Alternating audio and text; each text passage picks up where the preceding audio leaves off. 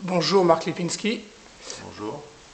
Pouvez-vous nous donner une compétence du docteur?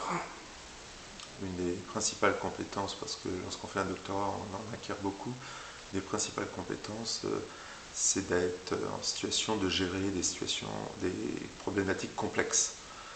La complexité, c'est vraiment ce qui me paraît essentiel au cours du doctorat. La ténacité aussi, parce que lorsqu'on développe un travail de thèse, on passe par des phases multiples, une phase de découverte, une phase d'approfondissement et des phases de doute, beaucoup de phases de doute. Donc il faut de la ténacité, mais au final, lorsqu'il y a le succès au bout, et la plupart du temps il y a quand même le succès au bout, c'est la complexité qui ressort le plus, la gestion de la complexité. D'accord. Et en quoi, en quoi les compétences acquises lors du doctorat vous ont aidé dans votre carrière, notamment politique?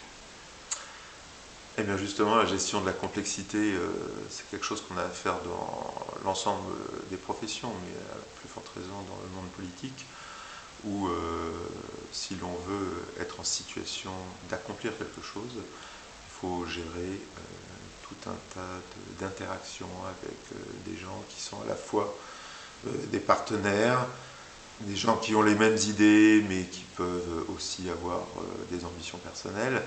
Et donc pour être en situation d'avoir un pouvoir et de l'exercer pour faire avancer une cause, il y a beaucoup de complexité à résoudre. D'accord.